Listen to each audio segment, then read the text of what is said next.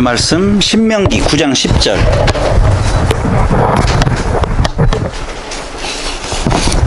구장 10절을 보시기 바랍니다. 신명기.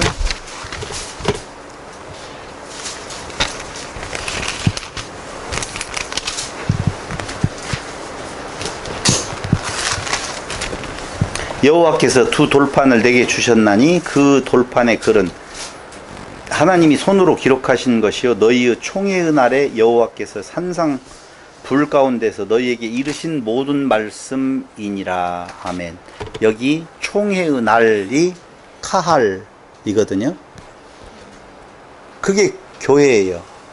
그러니까 총회로 모인다, 전체가 모인다, 많이 모여있다, 회중으로 모인다, 이런 것들을 전부 다 카할이라고 하는 단어를 쓰고 있고, 그걸 한국말로는 총회의 날 이렇게 번역을 하고 다른 단어로도 번역이 되어진 것이 그때그때마다 있다라고 하는 겁니다.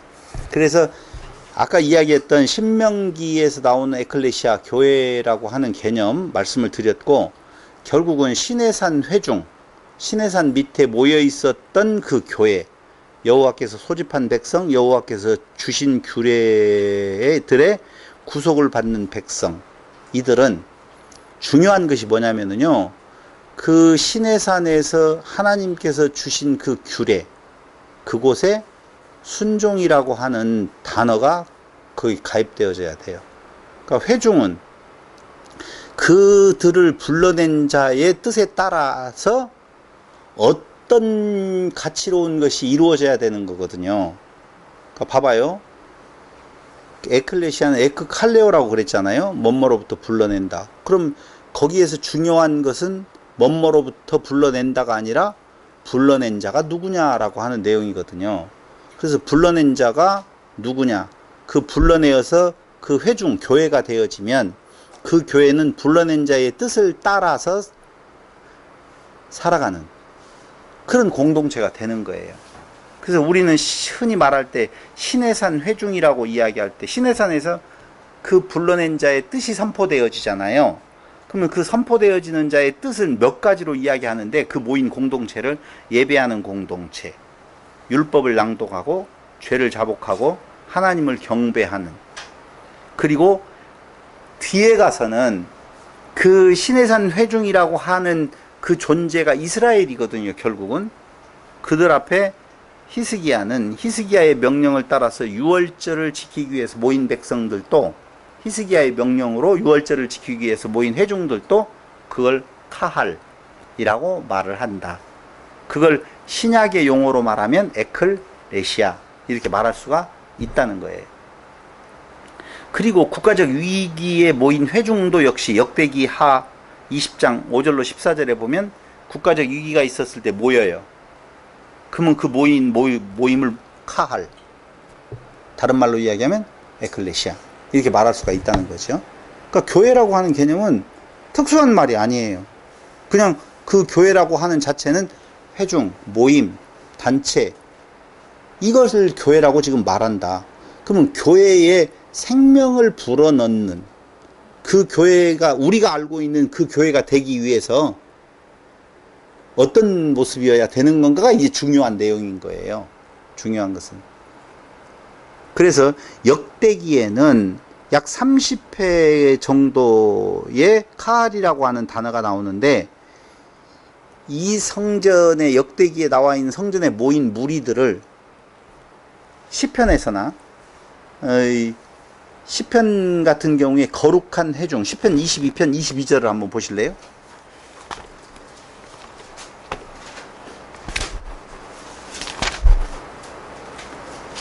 (22편 22절에) 보면 내가 주의 이름을 형제들에게 선포하고 회중 가운데에서 주를 찬송하리이다. 여기 회중이라고 할 때 회, 그 자체가 뭐예요?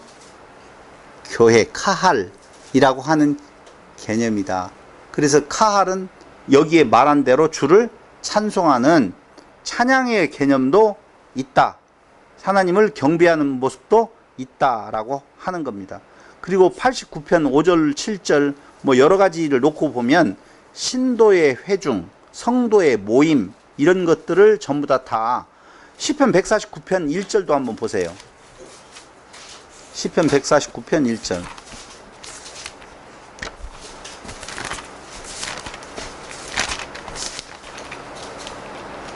할렐루야, 새 노래로 여호와께 노래하며 성도의 모임 가운데서 찬양할지어다. 성도의 모임, 이 단어가 바로 카할이라고 하는 단어예요. 그러니까 어떤 경우이든지 간에 모임, 집회, 회중, 회집 이런 것들을 전부 다 모인 자들, 구성원들 이런 것들을 에클레시아, 교회라고 부른다. 이렇게 보시면 돼요. 자, 이제 교회라는 단어의 의미는 알았어요. 교회는 회중, 이걸 교회라고 말한다. 그럼 교회의 종류를 한번 살펴본다면 첫 번째 세상교회가 있겠죠. 세상교회는 세상의 모든 모임을 다 교회라고 말할 수 있어요. 세상교회 이렇게 말할 수가 있어요. 제가 지금 이렇게 말하는 것은요, 교회라고 하는 단어에 부여되어진 어떤 특별한 의미를 제거하려고 그래요. 좀 지웠으면 좋겠다는 거예요. 교회는, 에클레시아는 그냥 세상에서도 있다. 그런 모인 무리들을 향하여서 에클레시아라고 말한다. 어느 때부터 쓰였냐라고 하면 이 단어의 쓰임은 주전 5세기부터 쓰이기 시작했다.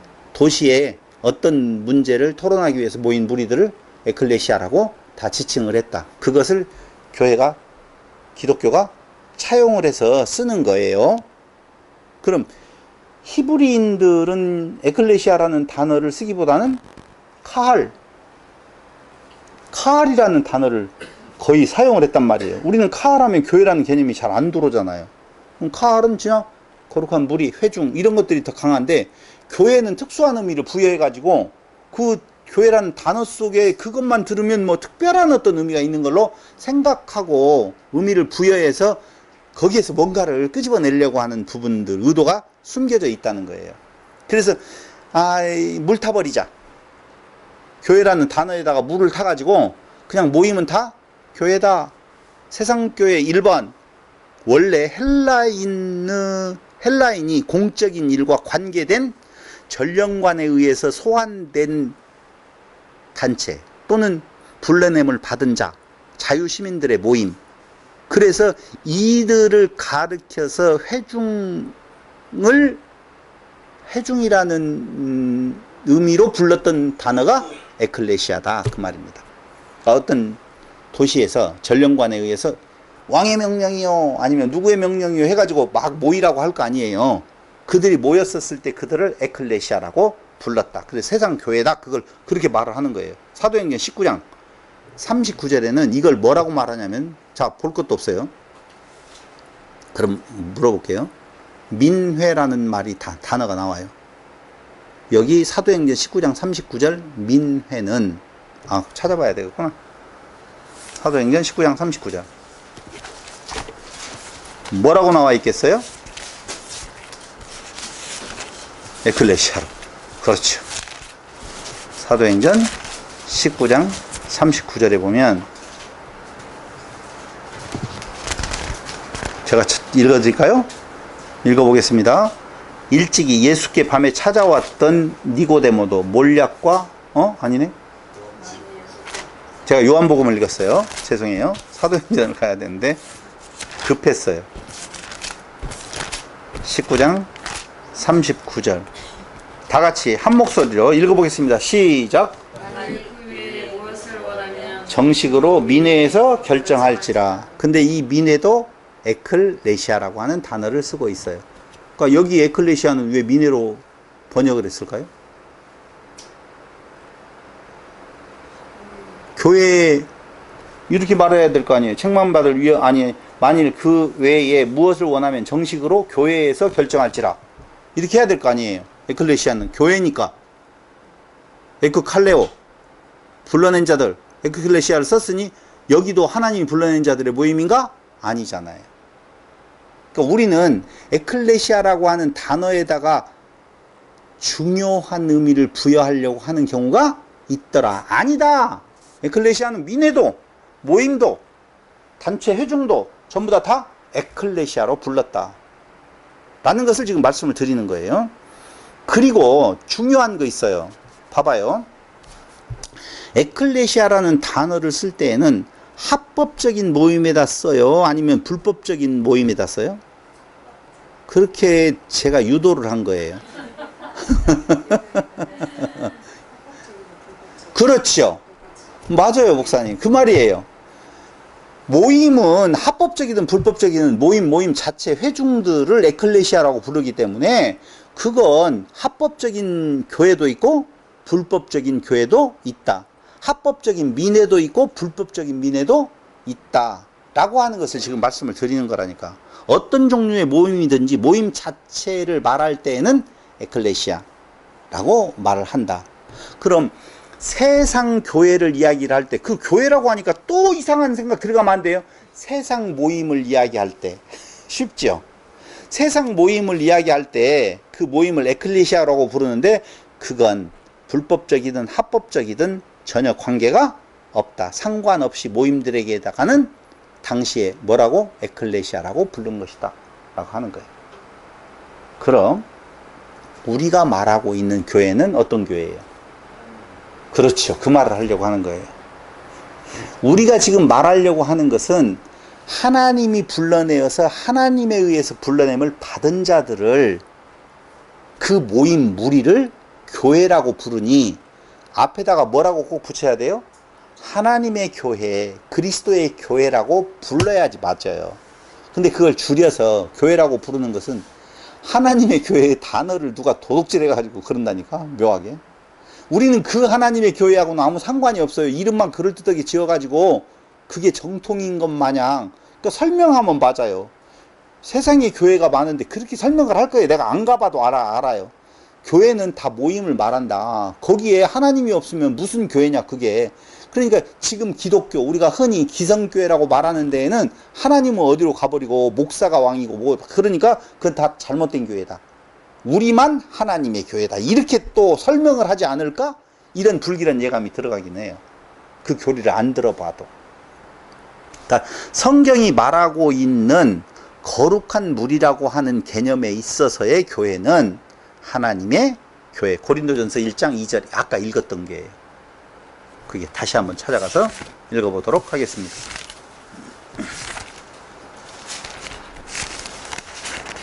1장 2절에 그 고린도에 있는 하나님의 교회. 왜 굳이 하나님의 교회라고 말했어요? 에클레시아는 많이 있는데 하나님에 의해서 불러냄을 받은 자들 정확하게 지칭을 한 거예요. 바울은 그 하나님의 교회 곧 설명을 해요. 봐봐요. 교회가 우리가 생각하고 있는 그 교회를 교회라고만 말한다라고 보면 설명할 필요가 없는데, 에클레시아라고 하는 단어는 일반 회중들에게도 다 쓰이기 때문에 내가 이 무리들을 어떻게 규정 짓는 줄 아느냐? 이런 거야 라고 말하는 것이 그리스도 예수 안에서 거룩하여지고 성도라 부르심을 받은 자들, 또 각처에서 우리의 주 곧 그들과 우리의 주 되신 예수 그리스도의 이름을 부르는 모든 자들, 그것이 제가 지금 강조하는 하나님의 교회라고 하는 바른 교회의 의미라 그 말입니다. 그래서 하나님의 교회는 첫 번째 에덴 교회가 있어요. 너무 잘 알죠? 그건 하나님이 불러내어서 짐승 같은 사람들 중에서 사람 된 사람으로 불러내어서 그곳에 두었어요. 2명 이상이면 그걸 뭐라고 말한다? 교회라고 말한다. 그래서 에덴의 교회가 세워졌다 라고 하는 거예요. 두 번째로는 거기 그렇게 나와요. 사도행전 7장 38절. 사도행전 7장 38절.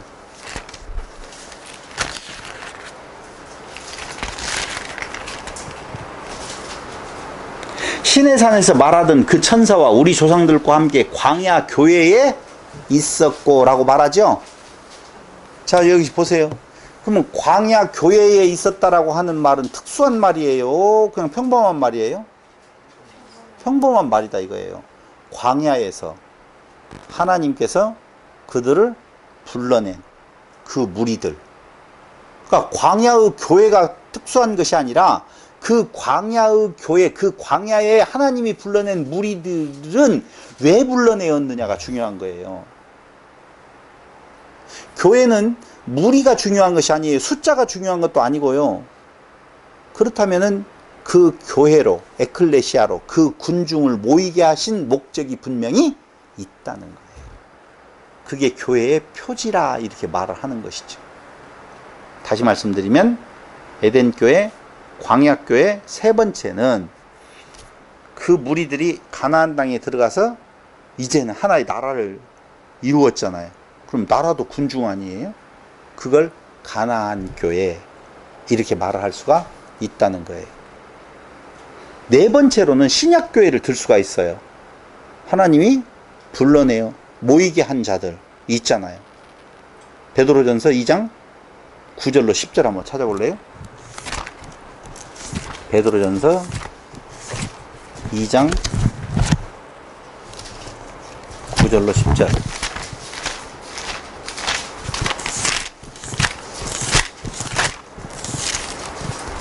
그러나 너희는 택하신 족속이요 왕같은 제사장들이요 거룩한 나라요 그의 소유가 된 백성이니 이는 너희를 어두운 데서 불러내어 그의 기이한 빛에 들어가게 하신 이의 아름다운 덕을 선포하게 하려 하심이라. 어두운 데서 불러내어 그들을 무엇되게 하셨어요? 교회되게 하셨다 그렇게 말하잖아요. 근데 여기에서 우리가 알아야 될 것은 교회 되게 하셨다라고 하는 말이 너무 이상하잖아요. 이제 우리는 교회라고 하는 개념을 조금은 거룩한 개념으로 놓았기 때문에 교회 되게 하셨다라는 말이 좋은 말로 들리지만 너희를 불러내어서 어두운 데서 불러내어서 교회로 부르셨다는 말이 맞아요. 교회로 모임을 형성하게 했다 이렇게 해석을 해야 되는 거예요. 그럼 중요한 것은 무리를 형성하게 한 것이 중요해요. 그 무리를 통해서 무엇인가를 드러내려고 하는 것이 중요해요. 그건 2번이에요. 그러니까 2번이 없는 1번의 상태는요 아무것도 아니에요. 그건 세상교회나 뭐 진배가 없어요. 그러니까 생명을 어떤 생명을 담느냐가 중요한 것이지 그 생명을 담을 때에 우리의 친목을 위하여서 우리의 먹고 마시고 입을 것을 위하여서 너하고 나하고 좋다 이걸 위하여서 하나님께서 어두운 데서 불러낼 리가 없는 것이죠. 그럼 그 기이한 빛에 들어가게 하신 이의 아름다운 덕을 선포하게 하려 하심이라. 아름다운 덕을 선포하게 하려고 너희를 모이게 했다. 그러면은 우리가 말하고 있는 그 교회는 하나님의 아름다운 덕을 선포하는 거예요. 그래서 이제 교회가 하는 일에 대한 내용으로 뒤에 나올 때에 교회는 아름다운 하나님의 덕을 선포하는 것. 그 일이 아주 중요하죠. 너희가 전에는 백성이 아니더니 이제는 하나님의 백성이요 전에는 긍휼을 얻지 못하더니 이제는 긍휼을 얻은 자니라. 하나님의 백성 여기 나왔어요. 자, 이스라엘이라고 하는 존재가 광야로 나와가지고 이제는 나라를 형성하게 되어지잖아요. 그게 하나님의 나라라는 거예요. 보세요. 하나님이 불러내어서 나라를 만들어 주신 이유는 그 무리를 교회라고 그랬죠. 그러면 하나님이 그들을 교회로 부르신 이유는 이렇게 말할 수가 있잖아요. 그건 숫자나 크기가 아니라니까. 그럼 하나님께서 그들을 교회로 불러주셨다, 나라로 불러주셨다 같은 말이에요. 그 하나님이 부르셔서 만들어 놓으신 그 무리가 조금 더 큰 공동체라는 의미에서 나라가 되었어요. 그걸 하나님의 나라라고 이야기하는데 과연 하나님의 나라는 무엇을 위하여서 하나님의 나라로 하나님께서 부르셨는가라고 하는 거예요. 그게 오늘 제일 중요한 거예요.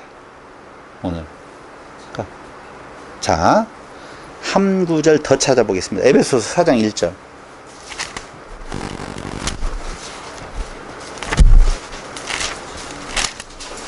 그러므로 주 안에서 갇힌 내가 너희를 권하노니 너희가 부르심을 받은 일에 합당하게 행하여 라고 나오죠. 그럼 부르심에 합당하게, 부르심을 받은 일에 합당하게 행한다 라고 하는 것이 나와요. 그러면 불러내어 모인 자들을 교회 에클레시아라고 하는데, 교회는 그 불러낸 자의 뜻에 합당한 모습으로 드러나는 것이 자, 참교회다 이렇게 말할 수가 있어요. 만약에 부르심에 합당한 모습으로 드러나지 아니하는 교회를 박 목사님 시작. 그렇지요. 참 거짓 어느 교회? 거짓 교회다. 그렇게 말할 수가 있다고요. 그러니까 교회는 모임이에요. 불러낸 자들이에요. 회중이에요. 근데 그 회중이 불러낸 자의 뜻을 따르느냐 따르지 않느냐에 따라서 참교회냐 거짓교회냐가 있지. 그 차이가 굉장히 중요하다는 거예요. 그러니까 세상의 모든 회중은 다 교회라고 말하는데 그 교회 중에서 하나님의 교회가 있어요. 근데 하나님의 교회는 하나님의 뜻을 시행해야 되는 교회예요. 그것을 좀 큰 단위로 말하면 하나님의 나라라고 말할 수가 있어요. 그래서 가나안 땅에 들어가서 나라가 형성이 되어지면 너희가 그곳에 가서 행해야 될 내 뜻은 이거야 라고 주는 것이 시내산 언약이라고. 시내산 언약 모세오경에 보면은요, 너희는 내가 지금 이 시내산에서 준 이 명령, 이 규례, 이 율법을 어디에서 행하라고 나오냐면요, 가나안 땅에 들어갔었을 때는 꼭 시행하라 라고 하는 거거든요. 그게 부르신 자의 뜻이다 이렇게 말을 할 수가 있잖아요. 그래서 에베소서 4장 1절로 6절에 보면 권하노니 너희가 부르심을 받은 일에 합당하게 행하여 모든 겸손과 온유로 하고 오래 참음으로 사랑 가운데서 서로 용납하고 평안에 매는 줄로 성령이 하나 되게 하신 것을 힘써 지키라. 몸이 하나요 성령도 한 분이시니 이와 같이 너희가 부르심을 한 소망 안에서 부르심을 받았느니라. 주도 한 분이시요 믿음도 하나요 세례도 하나요 하나님도 한 분이시니 곧 만유의 아버지시라. 만유 위에 계시고 만유를 통일하시고 만유 가운데 계시도다. 우리 각 사람에게 그리스도의 선물로 분량대로 은혜를 주셨나니 그러므로 이르기를 그가 위로 올라가실 때 잡혔던 자들을 사로잡으시고 사람들에게 선물을 주셨다 하였도다 라고 나오잖아요. 그러면 12절에 13절에 보면 우리가 다 12절 뭘로 세웠어요. 그 공동체, 그 모임, 그 교회에 여러 가지 직분들을 주었는데 이는 성도를 온전하게 하여 봉사의 일을 하게 하며 그리스도의 몸을 세우려 하심이라. 우리가 다 하나님의 아들을 믿는 것과 아는 일 하나가 되어 온전한 사람을 이루어 그리스도의 장성한 분량이 충만한 데까지 이르리니 이는 우리가 이제부터 어린아이가 되지 아니하고 이렇게 나오는 건데 15절에 보니 오직 사랑 안에서 참된 것을 하여 범사에 그에까지 자랄지라. 그는 머리니 곧 그리스도라 이렇게 나와 있어요. 자 보세요. 그리스도에게까지 자라가는 일들이 교회 안에서 이루어져야 돼요. 어느 교회 안에서? 하나님의 교회 안에서. 그럼 하나님의 부르심, 하나님의 교회는 부르는 자의 뜻이 선포되어지는 것인데 그 부르는 자의 뜻이 무엇이냐? 각 교회에 직분자들을 주어서 그 은사를 따라서 각 직분이 행해지면 장성한 분량에 이르러서 그리스도에게까지 이르게 되어진다 라고 되어져 있잖아요. 그 일이 뭐냐 이거예요. 그 은사의 시행은 도대체 목적이 어디가 있느냐 이 말이죠.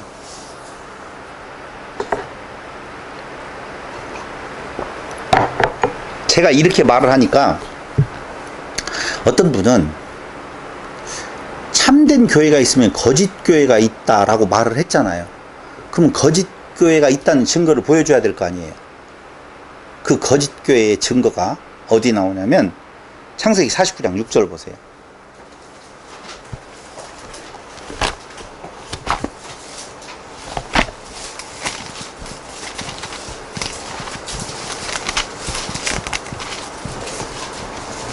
(49장 6절) 여기 지금 야곱의 유언이 나오고 있는 대목이에요. 근데 49장 6절에 내 호나 그들의 모의에 상관하지 말지어다. 내 영광아 그들의 거기 시작 집회에 참여하지 말지어다.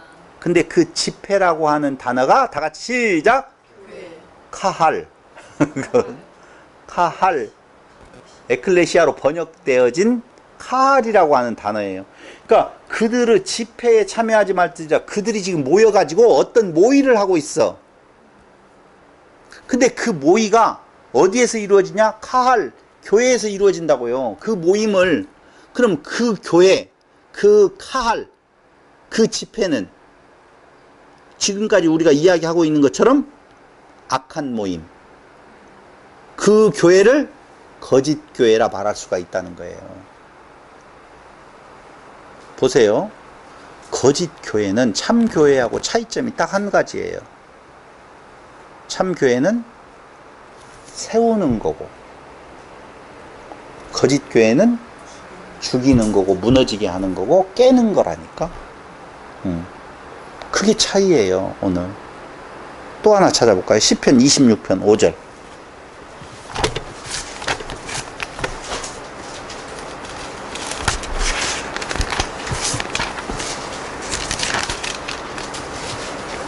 내가 행악자의 집회를 미워하오니 악한 자와 같이 앉지 아니하리이다.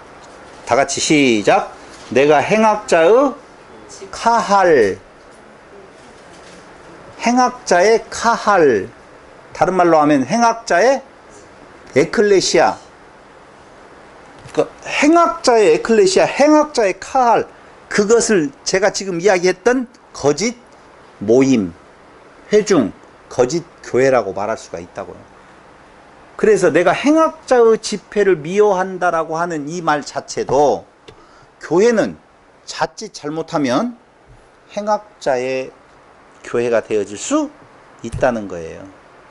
자, 에덴 교회는 하나님의 교회로 부름을 받았는데 그 교회는 변질되어서 행악자의 모임이 되어져 버린 거예요. 사탄의 말에 넘어가서 아담과 하와는 하나님의 그 법을 따르는 것이 아니라 사단의 법을 따랐다니까요. 그럼 우리가 말하고 있는, 우리가 지금 교회가 모였어요. 하나님의 교회도 당연히 모였죠. 그렇죠. 그럼 하나님의 교회는 하나님의 명령, 규례를 따라서 행하는 모임이어야 되는데 그 하나님의 교회가 하나님의 규례를 달리 해석을 해서 다른 모습을 보여주면 그것을 우리는 거짓 교회라고 말한다, 그 말이에요.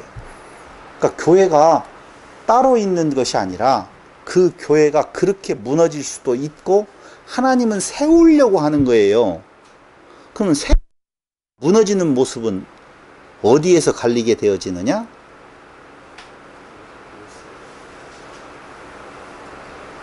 자기 사랑이냐 이웃 사랑이냐예요. 결국은 글로 가네요. 근데 그럴 줄 알았어. 글로 가요. 그러니까 하나님의 교회는 하나님의 사랑으로 부른 자예요. 그 사랑에 덧입은 자들, 이스라엘 백성들이요, 광야에 나왔을 때에 그들의 그 좌소를 알았다라고 보면 그들이 어떤 존재였던 건 너무 잘 알잖아요. 그런데 그런 존재 위에 임하는 하나님의 사랑이 있었어. 그걸 알고 내 안에 그 사랑이 움트면 그때로부터는 누구가 보이느냐? 이웃이 보여요. 그래서 그 하나님께서 우리를 불러내어서 그 규례를 우리에게 주셨었을 때에 그 규례의 내용이 이웃사랑으로 보이는데, 만약에 그게 거짓 교회로 드러나게 되어지고 악한 말의 영향을 받게 되어지면 이웃사랑으로 보여지는 것이 아니라 자기 사랑, 자기애로 나타난다니까. 그러니까 내가 왜 이곳에서 고생을 해야 돼? 차라리 애굽으로 내려가 버리자 라고 하는 것이 악한 자의 영향을 받는 변질되어진 교회, 하나님의 교회가 아니라 사단의 교회가 되어지는 모습이라니까요. 근데 이렇게 말하면 그럼 우리는 사단의 교회가 날마다 되어지는 거네요 라고 이야기를 할지 모르겠어요. 그건 여러분들에게 그동안에 이야기했었던, 강론했었던, 우리가 듣고 같이 이야기했었던 내용들이 다 조합이 되어져야 돼요. 어떻게 조합이 되어져야 되느냐? 지금 요 이론을 이야기를 할 때, 성경을 이야기를 할 때 그동안에 이 영혼 육을 이야기하면서 타락이란 무엇인가를 이야기를 하면서 가졌던 진리가 있잖아요. 그 진리가 들어와서 우리는 넘어질 수 있고 미끄러질 수 있다라고 하는 개념적으로 가면서 그 미끄러지고 넘어질 때에 근본적인 것은 하나님께서 완성으로 가게 하시는 과정, 그게 있다는 거예요. 그럼 이렇게 말하면 이제 제가 별별 생각까지 다 해서 미리 말씀을 드리지만, 그러한 변질된 교회, 거짓 교회로서의 모습, 우리에게서 나타날 거 아니에요. 그걸 통해서 하나님은 바울에게 오호라 나는 공고한 사람이로다 라고 하는 고백을 하게 만들어서 그 고백 가운데서 더욱더 이웃을 보게 만드는 거예요. 그러니까 하나님의 교회는 하나님이 성장시켜 가는데 그 방법론에 있어서는 우리가 그동안에 공부해왔던 그 과정들을 다 거쳐서 한다. 보세요. 광야의 교회는 하나님 보시기에 바른 모습, 아니 하나님 보시기에 말고 우리가 보기에 광야의 교회는 괜찮았어요? 형편없었어요? 형편없었죠. 그런데도 그들은 결국 가나안 땅에 들어가게 되어지는 거예요. 그러니까 그 과정을 거쳐서 하나님께서 우리로 은혜가 은혜되게 하게 해서 그 은혜가 다른 약한 존재들을 향하여서, 다른 지체들을 향하여서, 그게 이제 아까 이야기했던 대로 각 지체에게 은사를 주어서 다른 지체들을 성장시켜가는, 이웃이 보여지는 모습으로 우리가 조금씩 더 나아가게 되어지는 거예요. 자, 잠언서 21장 16절.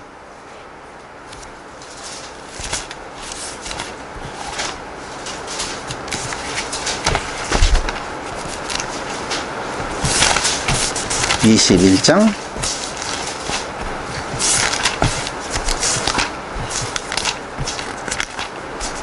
16절.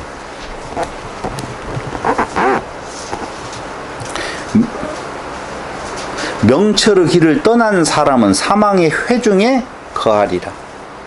여기 회중도 뭐라고 되어 있냐? 카할이라고 하는 단어를 쓰고 있어요. 그러니까 사망의 회중이라고 말을 할 때 죽은 자들의 회중에도 카할, 에클레시아로 번역되어진 내용이 쓰여진다라고 한 것을 지금 말씀을 드리는 거예요. 그럼 이걸 지금 이야기하고 있는 것은 무엇 때문에 이야기를 하고 있는 건가? 교회라고 하는 단어는 특수한 단어가 아니라는 거예요. 그럼 우리가 생각하고 있는 그 교회가 특수해지려면 에베소서 1장 22절.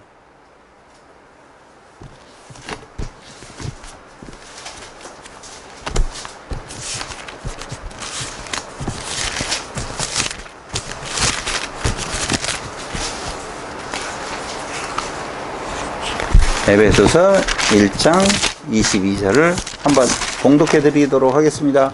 22절. 또 만물을 그의 발 아래에 복종하게 하시고 그를 만물 위에 교회의 머리로 삼으셨느니라. 첫 번째, 참교회는 그리스도가 그 회중의 머리. 두 번째, 골로새서 1장 18절. 똑같아요. 같은 내용이요. 골로새서 1장 18절.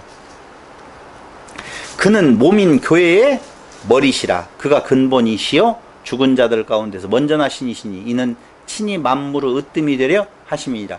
한마디로 말을 하면 교회의 머리가 그리스도라고 보면 그리스도를 머리 삼는 교회만이 우리가 지금 생각하고 있는 참된 교회다 라고 하는 것을 말씀을 드리는 거예요. 그럼 몸은 고린도전서 12장 27절, 에베소서 2장 22절, 디모데전서 3장 15절에서 몸은 그 몸을 에클레시아, 교회라고 말을 하는데 그 몸이 참된 몸이 되어지려면 머리는 누구?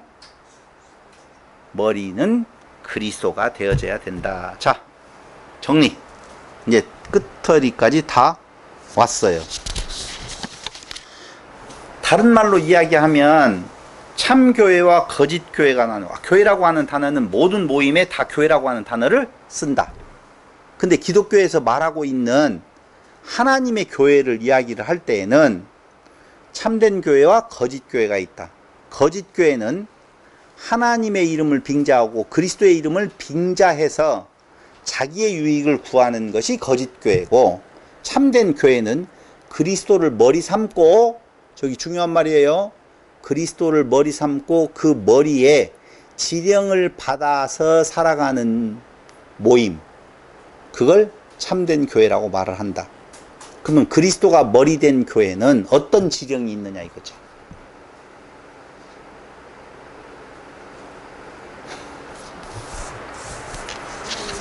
네? 또 나오죠? 너무 뻔하죠? 뻔해요. 그래서 너무 뻔한 것을 이웃사랑 이렇게 이야기해버리면 너무 뻔하게 준비를 안 했다고 할까봐 한 구절 더 찾아보고 뻔한 결론으로 가도록 하겠습니다. 고린도후서 5장 18절로 20절. 고린도후서 5장 18절로 20절. 왜 이렇게 뻔한 이야기들을 써놨을까 모르겠어요. 5장 18절 읽어. 모든 것이 하나님께로서 났으며 그가 그리스도로 말미암아 우리를 자기와 화목하게 하시고 또 우리에게 화목하게 하는 직분을 주셨다고 나오잖아요. 그렇죠? 화목해 하라신이라고 하는 내용. 화목 그러면서 곧 하나님께서 그리스도 안에 계시사 세상을 자기와 화목하게 하시며 그들의 죄를 그들에게 돌리지 아니하시고 화목하게 하는 말씀을 우리에게 부탁하셨느니라. 그럼 예수는 우리에게 화목의 말씀을 주셨어요. 당연히 교회는, 그리스도의 교회, 하나님의 교회는 화목의 메시지를 내야 될 필요가 있다는 거예요. 베드로전서 2장 9절로 10절. 한두 구절 더 찾아봐야 됩니다. 베드로전서 2장 9절로 10절. 그러나 너희는 택하신 족속이요 왕같은 제사장들이요 거룩한 나라요 그의 소유가 된 백성이니 이는 너희를 어두운 데서 불러내어 그 귀한 빛에 들어가게 하신 이 아름다운 덕을 선포하게 하려 하심이라. 너희가 전에는 백성이 아니더니 이제는 하나님의 백성이요 전에는 긍휼을 얻지 못하더니 이제는 긍휼을 얻은 자야. 긍휼을 얻었어요. 화목의 메신저로 우리를 세웠어요. 당연하잖아요. 그러면서 여기 베드로전서에서는 뭐라고 덕을 선포하라 하는 거예요. 마지막 하나만 찾아보고 결론입니다. 에베소서 6장 10절로 20절.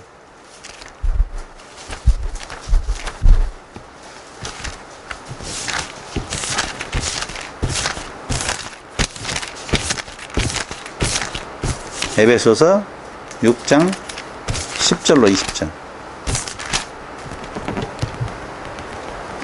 끝으로 너희가 주 안에서와 그의 힘의 능력으로 강건하여 지고, 자, 강건하여 졌어요. 마귀의 관계를 능히 대적하기 위하여 하나님의 전신갑주를 입으라. 우리의 씨름은 혈과 육을 상대하는 것이 아니요 통치자들과 권세들과 이 어둠의 세상 주관자들과 하늘에 있는 악의 영들을 상대함이라. 그러므로 하나님의 전신갑주를 취하라. 이는 악한 날에 너희가 능히 대적하고 모든 일을 행한 후에 서기 위함이라. 그런즉 서서 진리로 너희의 허리띠를 띠고 그리고 호심경을 붙이고 의의 호심경을 붙이고 평안의 복음이 준비한 것으로 신을 신고 모든 것 위에 믿음의 방패를 가지고 이로써 능히 악한 자의 모든 불화살을 소멸하고 구원의 투구와 성령의 검 곧 하나님의 말씀을 가지라. 모든 기도와 간구를 하되 항상 성령 안에서 기도하고 이를 위하여 깨어 구하기를 항상 힘쓰며 여러 성도를 위하여 어떻게 하라? 구하라. 여러 성도를 위해서 구하래요.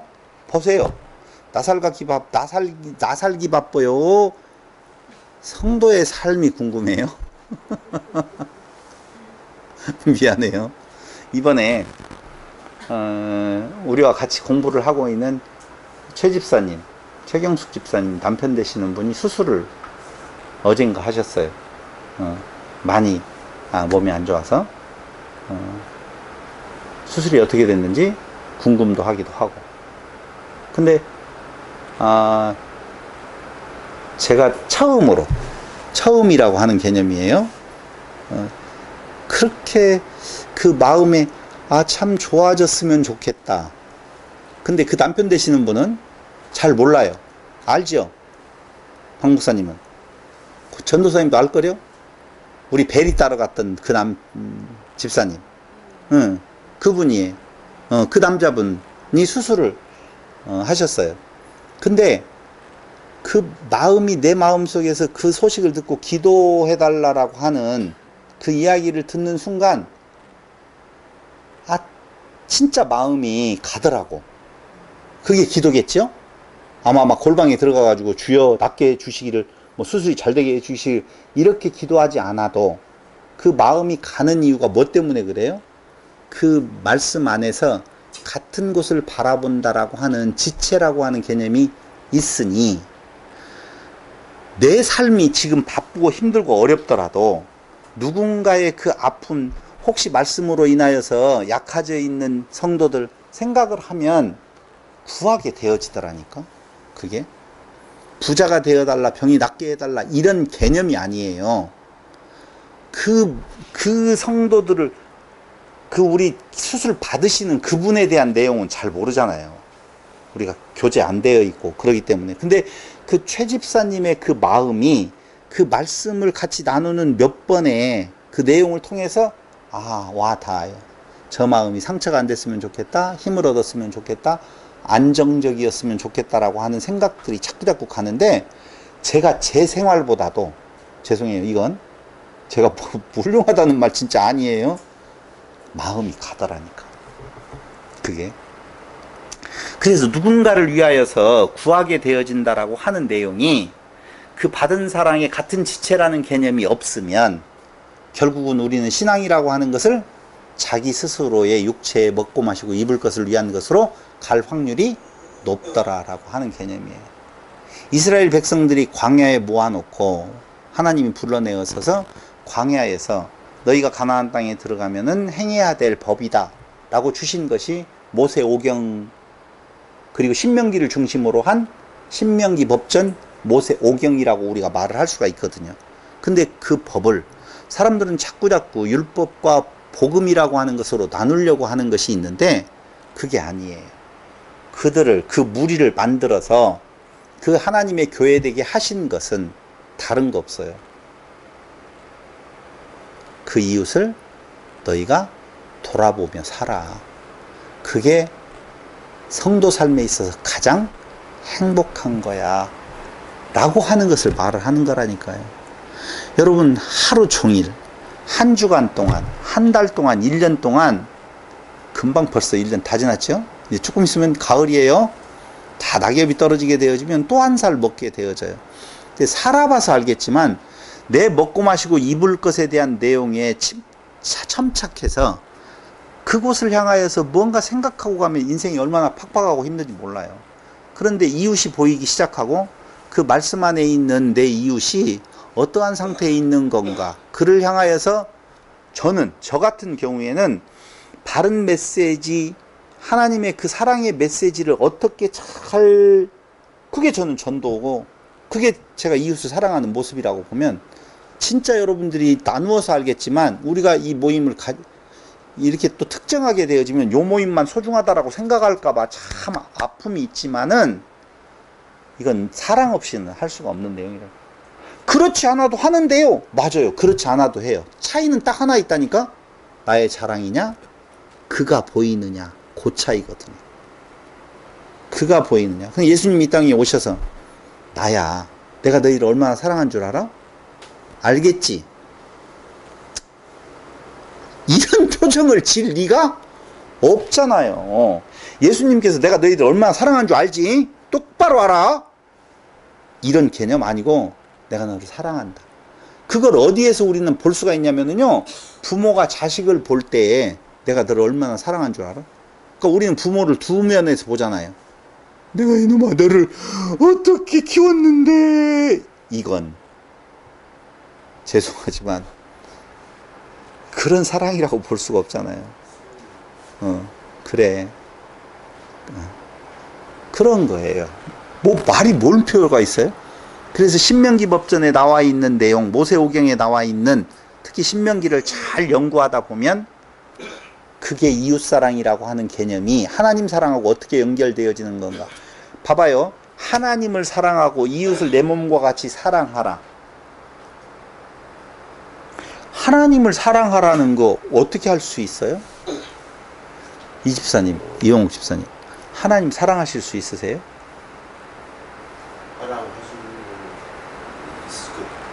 그렇죠. 그분이 나를 이끌어 만드니까. 그렇죠. 그분이 나를 이끌어 만드니까. 저는 그 말이 정답이라고 봐요. 하나님을 내가 사랑하는 것이 아니라 내가 하나님을 사랑하는 것은 그분이 나 안에 베풀어 주신 그 사랑을 아는 게 그분의 사랑이라니까. 내가 부모를 사랑해요. 내가 부모를 사랑할 수 있어요, 없어요? 뭘로 사랑해요? 우리는 수도 없이 많은 노래를 부르잖아요. 하늘과 같은 은혜, 바다와 같은 은혜, 은혜를 이야기하면서 부모의 은혜를 갚자, 말도 안 된다라고 말하잖아요. 그러면 부모의 은혜를 갚는다라고 하는 말이 있잖아요. 있기는. 하나님을 사랑하라는 말이 있잖아요. 그러면 하나님을 사랑한다, 부모의 은혜를 갚는다는 말은 무엇이냐? 그것을 아는 거예요. 그 사랑이 얼마나 큰지를 아는 것이 하나님을 사랑하는 거예요. 나타나는 현상은 그 부모의 다른 자녀, 나의 지체된 자를, 나의 형제된 자를 사랑하게 되어지는 거예요. 근데 부모가 내 앞에서 그 당신을 드러내어 내가 너를 얼마나 사랑한 줄 알아? 이 표정으로 안 하고 난 너를 사랑한다 라고 했으면 다 같이 옆에 보고 뒤에 보고 앞에 보고 시작. 난 너를 사랑해.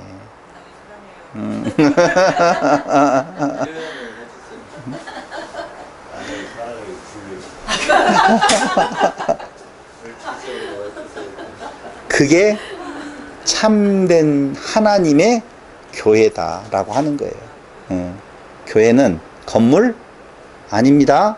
세상의 모든 모임까지를 다 교회라고 말하는데 우리가 말하고 있는 교회는 하나님의 교회여야 되고, 하나님의 교회는 하나님의 법이 시행되어져야 되고, 하나님의 법이 시행되어지는 그 하나님의 법은 하나님을 사랑한다, 하나님의 사랑을 아는 거고, 그 하나님의 사랑으로 내 이웃이 불쌍하게 보이고 안타깝게 보이고 마음이 가는, 그게 진정한 사랑.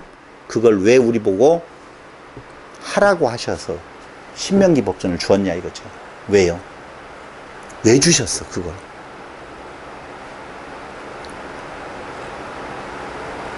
이게 기독교인들이 가지고 있는 딜레마였었어요. 왜냐하면 신앙은 나로부터 출발해서 나의 이익을 위한 어떤 것이었었거든요.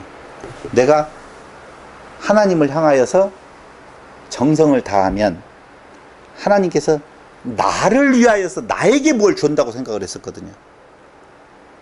근데 그게 아니잖아요. 그게 아니라 그 사랑을 받아서 이웃을 돌아본다는 거예요. 왜? 내가 더 많고 내가 더 사랑을 받고 내가 더 그래야 되는데 왜 이웃을 바라보라고 하느냐 이거죠. 왜 그걸 법으로 왜 그걸 정해 놓으셨냐 이거죠. 왜요? 뭐 대답을 왜 안 하고 있어요? 오늘 권사님이 그랬다며요. 장로님이 다른 사람을 데리고 오면 부담스러운데 이번 모임은 그래도 기쁨으로 했다라고 하잖아요. 그게 기쁨으로 하는 것이 아니라 그 하는 자체가 기쁨이에요. 안 그런가요? 난 그렇게 생각이 들어가는데, 하는 것 자체가, 그러니까 하나님은 우리에게 그 사랑의 법인, 우리는 법하면 지켜서 내 의를 쌓는다고 생각하는데, 아니, 하나님의 주시는 법은, 봐봐요. 예수님께서 이 땅에 오셔서 그의 지체된 자들을 사랑하셨어요. 누가 기뻐요? 예수님이 기뻐요? 사랑받는 자가 기뻐요? 예수님이 기뻐요. 받는 자는 이게 사랑인지 아닌지 어떻게 해야 될지, 이게 무슨 의도를 갖고 있지, 나한테 돈 갖고 오라고 하는 건가? 예수님께서 헷갈릴 수 있잖아요. 근데 그 진정한 사랑 알 때는 달리 변하겠지만, 사랑은 주는 자가 더 기쁘게 되어져 있어요. 그러니까 우리로 그 기쁨에 겨워 살아가라고, 기쁨에 겨워 살아가라고 우리에게 모세오경을 통한 신명기 법전을 주신 거라. 그게 시행되어지는 그곳이 진짜 아름다운 참교회, 하나님의 교회, 그리스도의 교회입니다. 그 교회가 우리 안에서 완성되기를 바라면서 오늘 말씀 마칩니다. 기도드리겠습니다. 고맙고 감사하신 사랑의 우리 아버지 하나님, 은혜와 사랑을 진실로 감사드립니다. 우리를 교회로 부르신 것이 아니라 우리를 하나님의 교회로 부르셨습니다. 하나님의 사랑이 우리 안에 풍성하여지고 그 풍성함을 이웃에게 전하는, 그래서 우리의 기쁨이 날로 날로 더욱더 풍성해지는 아름다운 교회로 성장시켜 주실 것을 예수님 거룩하신 이름으로 기도드립니다. 아멘.